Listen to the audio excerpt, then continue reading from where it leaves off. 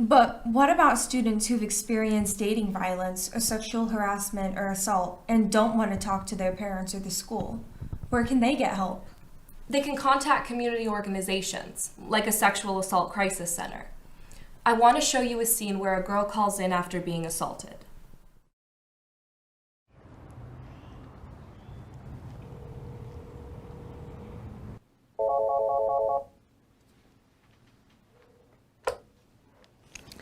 Good afternoon. This is Cheryl from the Sexual Assault Resource Center. How can I help you? Hi, I need some help. Something happened at school. Okay, I can help you. Would you like to tell me your name? It's Kristi. Hi, Kristi. When did something happen to you? Last weekend, a guy raped me. I don't want anyone else to know. He said if I told anyone, no one would believe me. I'm scared. Some kids are talking about me online. His friends are saying that I wanted it. Oh, Kristi, that must be so difficult. I'm sorry you're going through that. Before we talk any further, let me just tell you about state law called mandated reporting. If you're under 18, then I am legally bound to make a report to either the police or social services.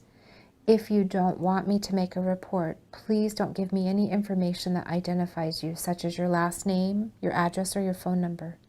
Okay. Kristi, are you hurt? Are you having pain? I have a few bruises and pains from what happened. I don't feel like eating. I'm mostly scared. Those are really normal feelings after a sexual assault or a rape. Have you been able to tell anyone what happened? Well, I told my best friend, but I made her promise not to tell anyone. Okay. Have you been able to talk to your mom or your dad? I'm afraid to tell them. That'll just make it worse. How about the police? Have you made a police report? No way. Okay. Can you tell me where the sexual assault happened? It was over the weekend at school after a game. I was one of the last people to leave, and he said he'd give me a ride home. Would you be comfortable telling me what happened next? He drove to a dark place nearby and, well, he raped me. He said if you tell anyone, they won't believe you, and he let me off a few blocks from my house. Did your mom and dad see you or say anything when you got home after that? No, my parents were already asleep. But the next day, my mom asked me what was wrong, and I just told her I got in an argument with a friend. I told her I wanted to be by myself. Have you been back to school? No, I can't sleep. I have nightmares. I'm exhausted. I told my mom that I was sick and couldn't go back to school. You sound exhausted, sweetie.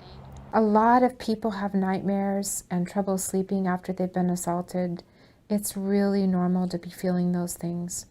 And I bet you don't want to go back to school right now. What are you worried about with going back to school? Can you tell me about that? I miss seeing my friends.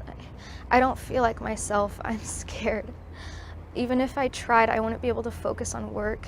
I'm missing soccer practice. I just can't face seeing him and hearing what everyone will say about me.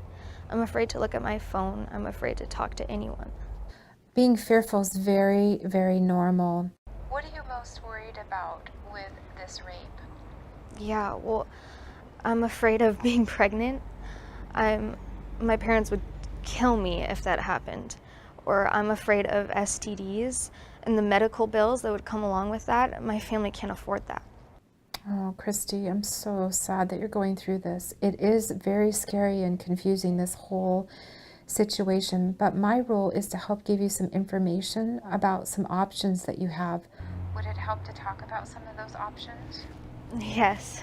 Okay, perfect. Well, one of the things I'd like to recommend today is getting you over to the hospital for a forensic exam. Now, I want to remind you that in our state, if you're under 18, the doctors and the nurses will have to make a mandated report to the police or the social services people.